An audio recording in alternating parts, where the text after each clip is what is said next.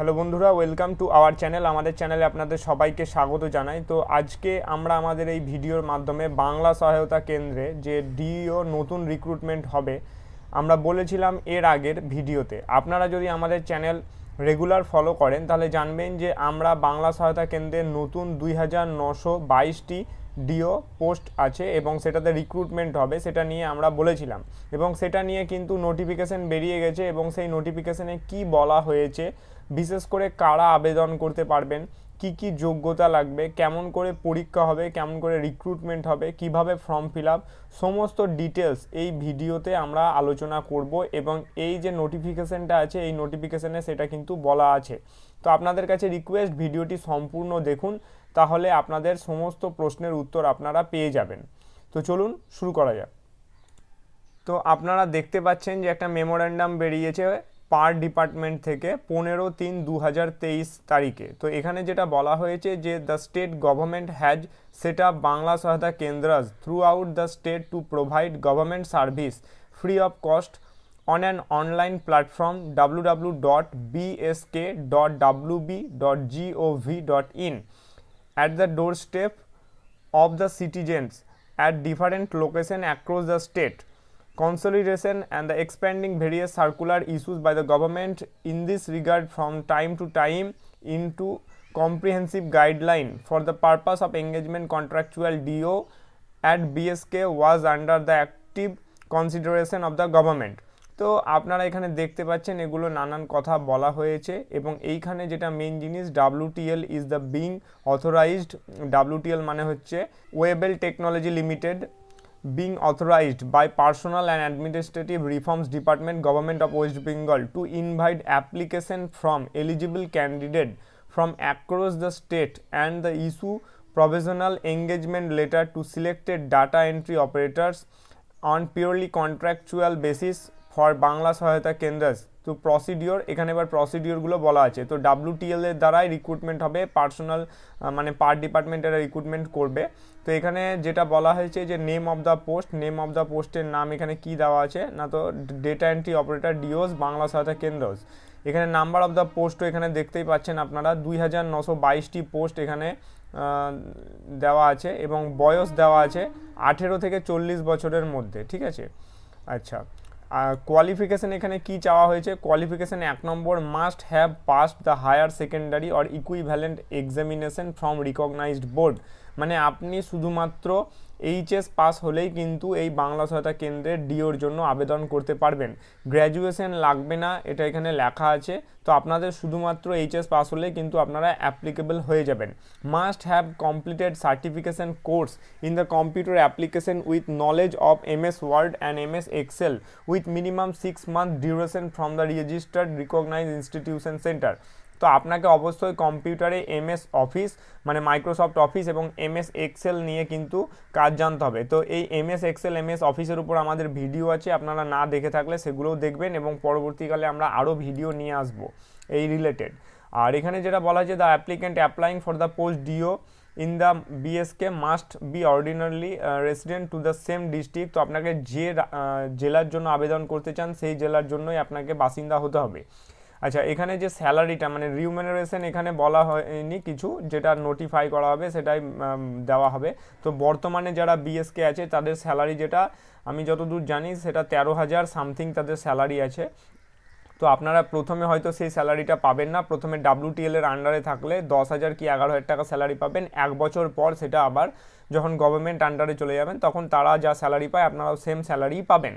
আচ্ছা, engaging authority যারা engage করছে আপনাকে যুক্ত করছে, ওয়েবেল টেকনোলজি লিমিটেড মানে হচ্ছে WTL shall be engaging authority for the purpose. The entering process engagement by the WTL will be conducted under the direct supervision support. তো এই WTL তারাই রিক্রুটমেন্ট করবে এখানে। এবং কন্ডিশন অফ দ্য এঙ্গেজমেন্ট, এখানে কি কি কন্ডিশনে আপনাকে এঙ্গেজ করা হচ্ছে। তো engagement shall be purely contractual 1 year। তো আপনারা জানেন এগুলো 1 year বলা হয় কিন্তু অ্যাকচুয়ালি এগুলো পার্মানেন্ট হয়ে যায়, এগুলো 1 year আর থাকে না।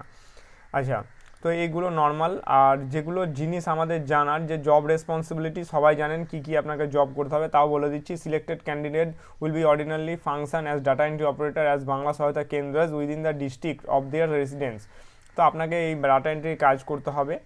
আর The DO will be render government services to the citizens on all days expecting Sundays, public holidays. তো আপনাকে নর্মাল ব্যাপার যেগুলো যেমন অফিসিয়াল ডে সেই ডেটে আপনাকে সাধারণ মানুষকে জনপরিষেবা দিতে হবে।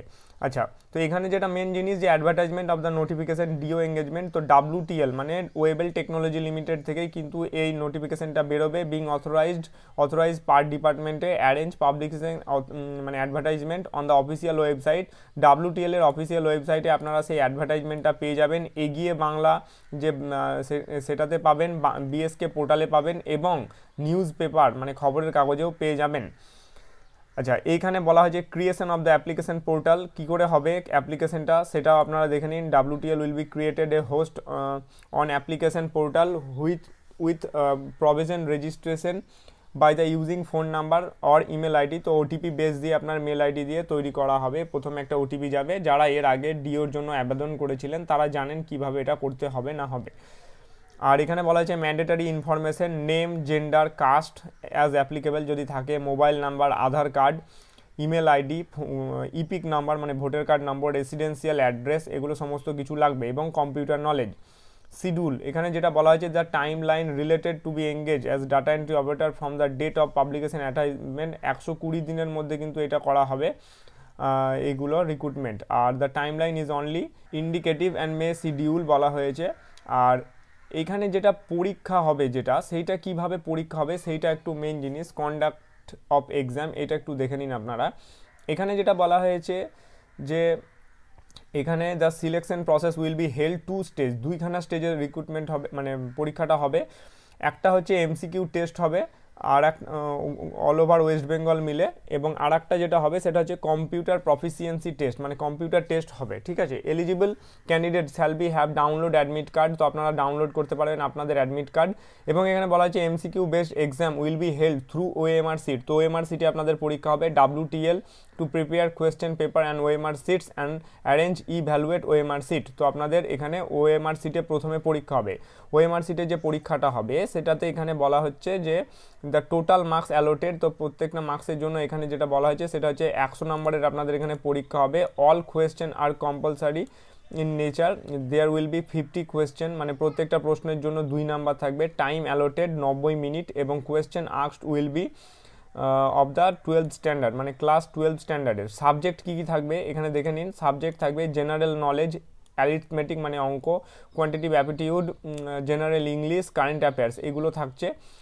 আর এরপরে সাকসেসফুল অ্যান্সার কি উইল বি, যারা ঠিকঠাক অ্যান্সার দেবে তার জন্য আপনি 2 মার্কস পাবেন এবং 1 নাম্বার আপনার কেটে নেওয়া হবে প্রত্যেক 3টে ভুল অ্যান্সারের জন্য, মানে নেগেটিভ মার্কিংও থাকছে।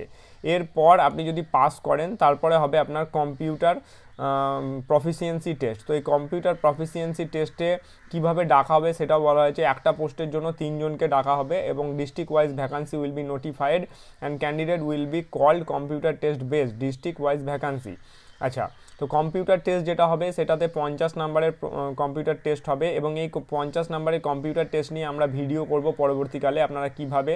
তো তার আগে আপনারা এগুলো নিয়ে পড়াশোনা শুরু করুন, general knowledge, arithmetic, quantitative aptitude, general English এবং কারেন্ট অ্যাফেয়ার্স। ঠিক আছে, ফাইনাল সিলেকশন হবে এবং ফাইনাল সিলেকশন যেটা আছে সেখানে বলা হচ্ছে ডিস্ট্রিক্ট ওয়াইজ প্যানেল সিলেক্টেড। তো প্যানেল যেটা বেরোবে সেখানে 1:2 রেশিওতে বেরোবে, মানে একটা পোস্টের জন্য 2খানা নাম সিলেক্ট হবে। ঠিক আছে, মানে ধরুন একটা আপনার ডিস্ট্রিক্টে 100টা পোস্ট আছে, তো 200টা ছেলের নাম বার হবে। এবার প্রথমে যে 100 জনের নাম থাকবে তারাই চাকরিটা পাবে আর বাকি 100 জন যারা থাকবে তারা ওয়েটিং লিস্টে থাকবে। পরবর্তীকালে কেউ যদি চাকরি ছেড়ে দেয় কিংবা হয়তো কোনো কারণবশত কিছু হয়েছে তাহলে ওই ওয়েটিং লিস্ট ওয়াইজ রিক্রুটমেন্টটা হবে। তো আপনারা বুঝতে পারছেন কিভাবে কি হবে না হবে। তো এবার কিন্তু সম্পূর্ণ একদম গভর্নমেন্ট চাকরি যেমনভাবে রিক্রুটমেন্ট হয় বাংলা সহায়তা কেন্দ্রে অর্থাৎ BSKতে কিন্তু সেইভাবে রিক্রুটমেন্ট হতে চলেছে। তো আপনারা অবশ্যই ভালোভাবে পড়াশোনা করুন এবং আমাদের চ্যানেলের সাথে যুক্ত থাকুন। আমরা যখনই কিছু না কিছু আপডেট পাবো অবশ্যই আপনাদেরকে সবার আগে জানিয়ে দেবো। তার জন্য অবশ্যই আমাদের চ্যানেলটিকে সাবস্ক্রাইব করে রাখুন। ধন্যবাদ ভিডিওটি দেখার জন্য এবং যারা জানে না তাদেরকে জানানোর জন্য আমাদের ভিডিওটি অবশ্যই শেয়ার করুন। ধন্যবাদ।